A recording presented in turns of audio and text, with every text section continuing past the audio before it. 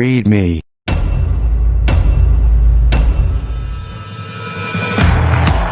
are some protests happening down outside the Capitol. The simulated riots in D.C. was a powder keg long in the making. The evidence for pre-planning and setting up a situation for a disaster is overwhelming. Paid actors. We can take that place. We got more people coming up. Let's get them down here on the track. I want to confess that I was paid to pretend to protest today. Lady, I'm gonna break your fucking phone if you don't stop. They hit me with bullets. They're not officers, man. Controllers. They were guys, they were almost like monitors. They were like corralling them, and they were telling them what to do, and they did everything these guys said. Bring the rifle! You can drop down into a room underneath more people. Take a step back. Get in there. Do your job. Get out. And Hollywood tear gas and mace.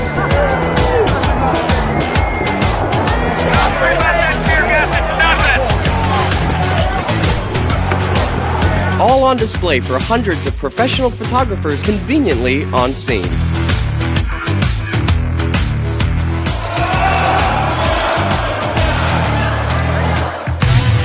In this episode, we're going to analyze the climax of the story and show you how a little stage direction and fake blood became an instrumental role in furthering the division of the nation. And he was hiding there. She had no idea that he was even sitting there aiming a gun right at her face. It's not a talk anymore! I didn't see it, but they shot a woman. This is Everything Wrong with the Capitol Shooting. I'm convinced it was the Americans did it from what I saw. You guys gonna come in the building? Only on Woo's News. The Homeland Security Exercise and Evaluation Program provides a set of guiding principles for large emergency response drills. In these guidelines, we read about the various roles, such as players, controllers, simulators, evaluators, actors, observers. The term participant encompasses many groups of people, not just those playing in the exercise. The head directors of large emergency drills are called exercise controllers. Their job is to keep things running according to the master plan. And here's a cover of the guidelines manual, which spells sheep. Hasip. Any professional emergency response drill or military drill makes use of fake blood in a variety of forms. Blood capsules, sponges, syringes, and squibs. A simple blood squib is a pouch that is designed to break on impact. There are all kinds of squibs using various pumps and tube assembly. Here's the HydroSim trauma bleeding simulation system. It's basically a small pack containing a fake blood supply and a pumping mechanism and some tubes. Some of them are battery operated. Now that we're equipped with the various roles, let's start the analysis. Aquí, outside the speaker's lobby. As a footnote, I am not affiliated with any gang. And I wasn't paid to make this video, so I'm looking at this completely unbiased. We've also added a time code to Jaden X's footage, which we'll call Angle 1. And let's review the scene with minimal volume.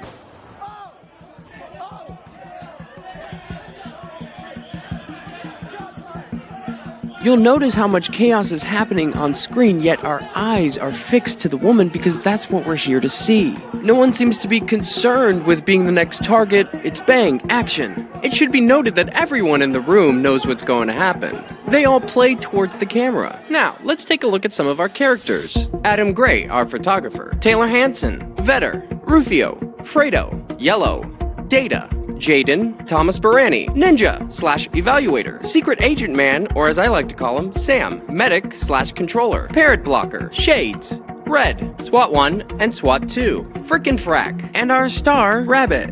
We're gonna break this down together, and we're gonna analyze this with 6 different angles, and in chronological order. Let's do this. Now this is Medic coming into the room. Notice the enormous earpiece. What's that about? Now look what Red does. He kicks the door.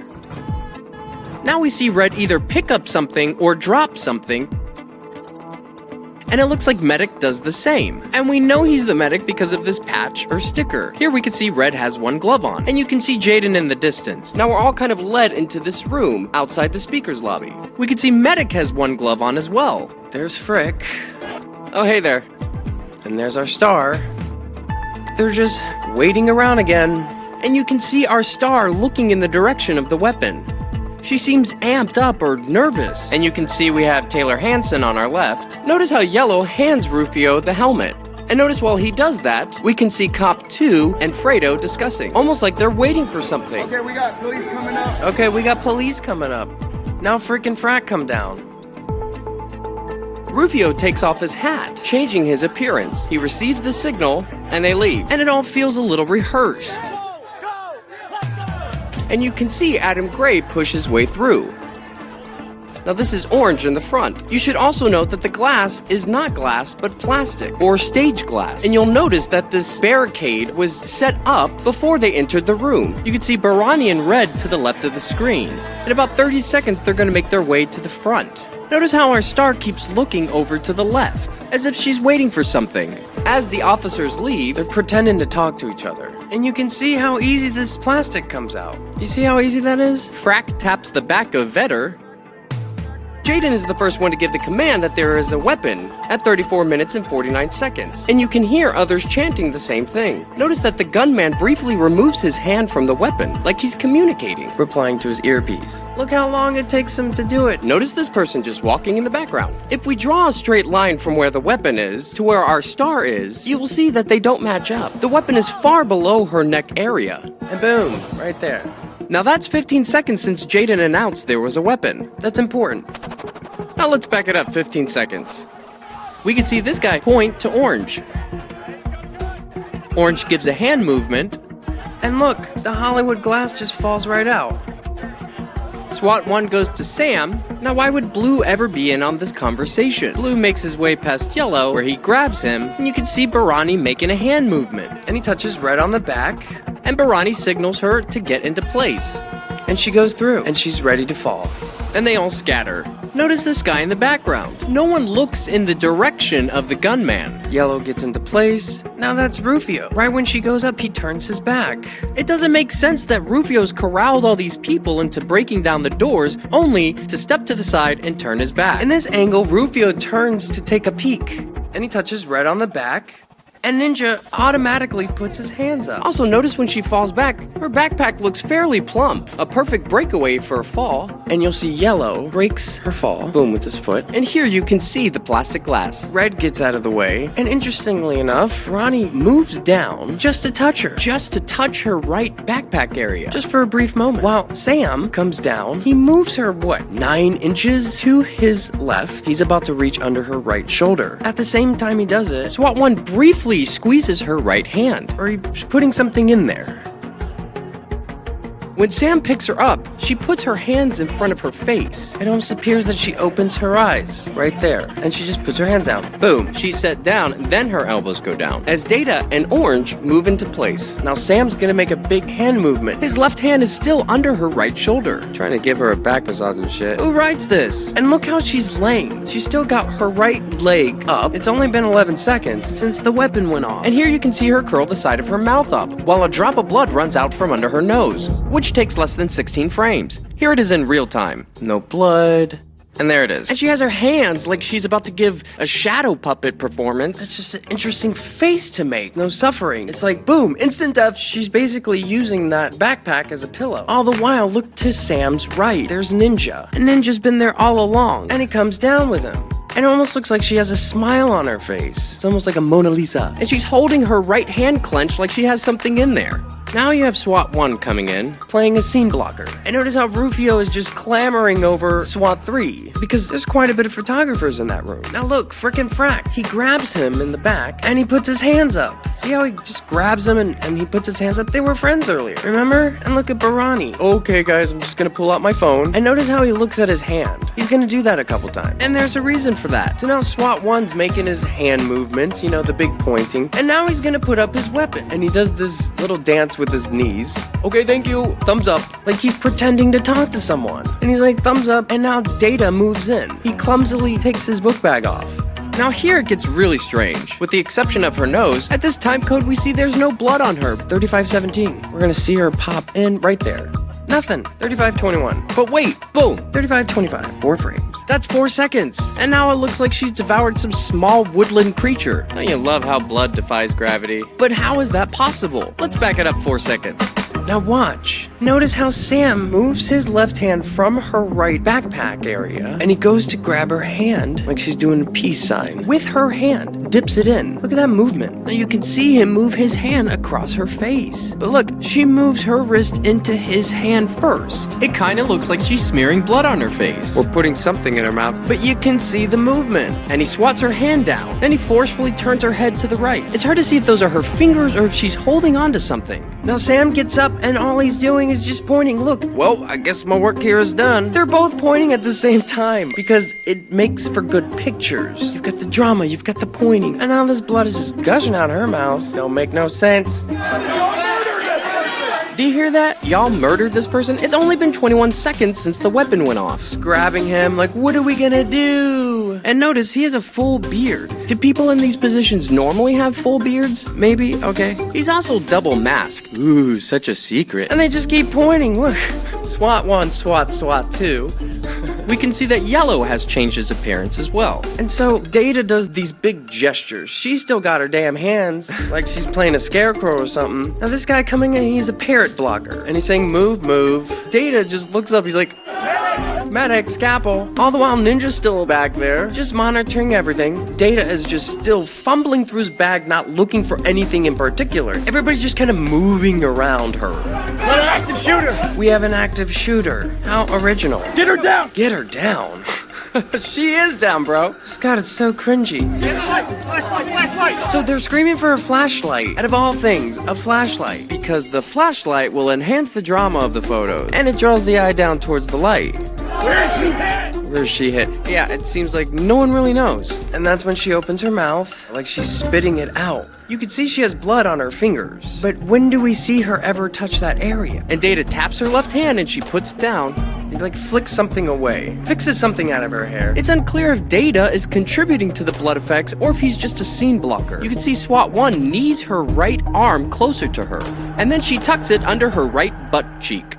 So this is the medic. He identifies himself as the medic. Notice that wonderful earpiece he has on. And let's see the various ways he tries to save her. Medic puts his water bottle down. SWAT 1 just grazes her. Everybody's just grazing her. Parrot blocker getting up in there. And so medic pulls down the flag that's tied around her neck. And notice he only had one glove coming into the room, which is very interesting. Look, when he does this move, she opens her mouth briefly, or she says something. So he's only using one hand, and she just lets some of the blood out of her mouth. Thank God for capsules.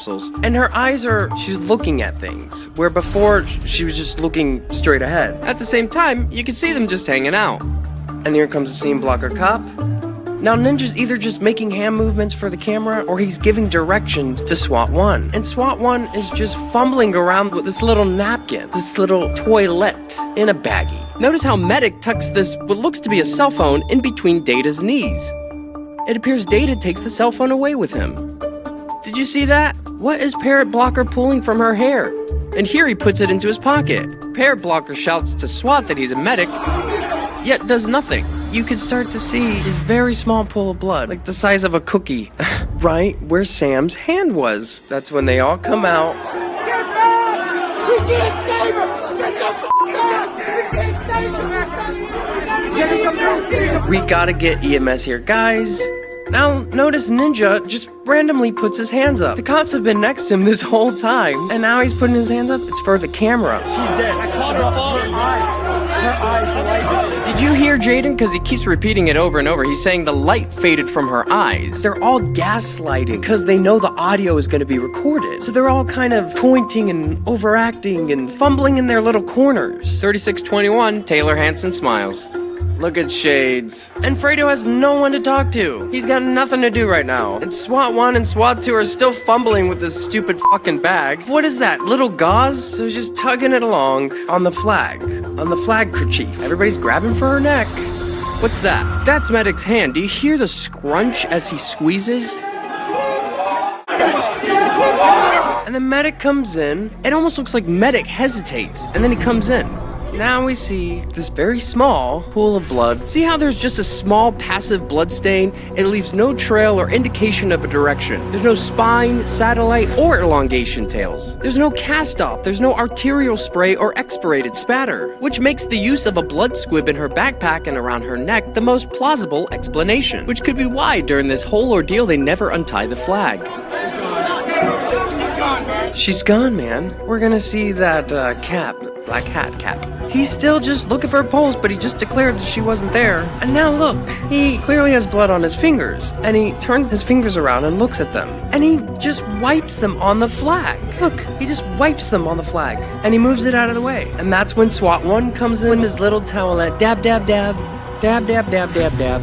Like this is fucking ASMR or some shit. At the same time, he snaps another photo. Barani's faking a call, looking at his hand. And there's Jaden, and Ninja just ninjas his way over to us. Scene blocker, cop blocks, parrot blocker. Hey, what's going on? Who's that? Oh, he's got a radio. Maybe he'll call for help. No one's doing anything. Medic stands up. See, he's the medic with that sticker. And there's Adam Gray, taking all the photos. And it appears the clock reads 2:47. Fredo still has nothing to do. Now look, it's frickin' Frat. They're still hanging out. Frick sees the camera and begins acting again. Yep, we're still rolling. What? You guys gotta calm down. Got blood on the floor. Yeah, not that much. Now that's Yellow saying that. Oh, Vetter, bless your heart. And now look at Rufio with his hand on top of his head like, oh, it's such a shame. Oh, Barani puts his hand around Red. There's the famous photo.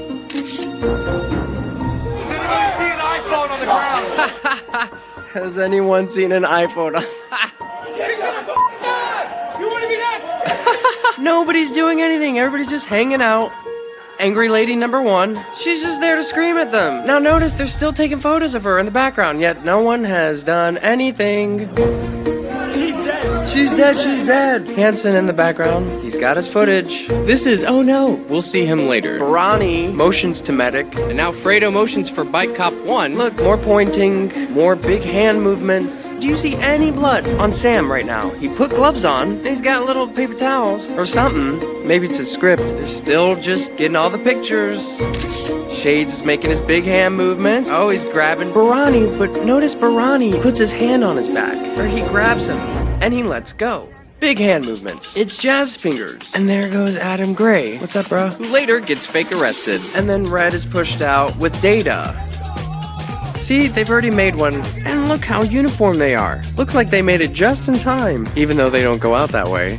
And there she goes, with her book bag and flag still wrapped around her. Luckily, they don't have that far to go, just right out that door. Is that normal? Is that normal protocol? You would think if it was as easy as for everybody else to get into the Capitol, it would be for paramedics. Now we see Sam on the other side of the door, and we see he's littered his latex gloves on the Capitol floor next to the blood. No one would ever do that, unless it was to add drama to the photos. So that's our pool of blood. That sad, pathetic pool of blood. This is classic. Oh, you just stepped in the crime scene. Guys, you can't make this stuff up. I think he does do it intentionally, because it creates a transfer pattern from the heel of his boot. It adds drama to the photos. He intentionally does that. Is that a cop? Come on, guys, is that a cop? Are these cops? And now they put the black ski cap over the blood. They've got the photos. And that's the guy who stepped in it, now changing his appearance. And those are the sad, pathetic droplets from one malfunctioned squib. Now, let's take a look at the aftermath. Oh no. And so they're all just echoing the same thing over and over again. They're getting everybody to spread the word. They just killed the girl! And his f***ing shot to go right in the goddamn stomach. I thought it was supposed to be her neck. He's shooting kids. They shot a girl in there. They shot a girl. This is like the cringe hour. They shot a girl. But listen to what this lady says. See it, but they shot a woman. They all acting. They just hit. That's amazing. It completely validates everything we're doing here. And notice coming down the stairs like a damn 80s movie, Thomas Barani, with his hand up. He's about to stop on the stairs and just start screaming. Shot her and killed her. And then no one's gonna pay attention. Wow. And now he caught somebody's attention. Shot her with the gun through the neck. She fell back into my hand. Bro, why are you lying? Oh, don't you mean your hand fell back into her book bag? Man, this guy's such a creep. It's not talk anymore! This is too much. God, this is so hard to look at. And here he is They again. shot her in the neck, and she fell back on me and started saying she was fine at school. What? Guys, you know none of that happened. And then she started kind of like moving weird. Okay, that's true. It could have been me, but she went in first. This could be you or your kids. Jesus. And here they're whisking her away on a stretcher. Notice these highlighter badges on all of them. Maybe you can tell me what these are. And maybe you can tell me what this black waistband is. Ooh, it looks like they did a touch-up. He totally has his hand on her boob. And you can see she's clearly still alive. And notice all of these van shuttles in the background. Hey, look, it's SWAT 1. What was that about? Even Taylor Hanson got a spot on TV. And the minute that she hopped up in that pain, she had no idea that he was even there. No, she only had a 15-second warning. Bruh. From the first scream to her taking it to the neck. 15 seconds. He shot her right in the neck. Oh, now it's her neck. Hopefully Jaden will get it right. Yeah, so basically all the protesters kind of stormed to get into the chamber. And perhaps our last clip is most telling of all. Here's Jaden. They killed a girl. They killed a girl. I deadass have it on camera. They shot her. I seen this shit on camera. They had. I guess we're all done. Yeah, so fuck it. I guess we're all done. Yeah, so fuck it. I got it all. So what do you think, guys? Can you see what I see? Is this shit legit? Maybe I'm missing something. Maybe I'm overlooking it. Please, if you see anything I'm not seeing, write it below. Please use your word choices carefully when commenting. Hey, thanks for coming down the Babbitt hole with me. Are we being duped? If you learned something, feel free to subscribe. That's why I'm here. It's not just for fun. You know, it takes a lot of work to edit these videos, and I'm just one person. I don't have all the answers figured out, but I can tell you something ain't right. Please feel free to mirror, share, and please keep analyzing. Maybe we could start looking at this stuff a different way. Hey, thanks for breaking this down with me.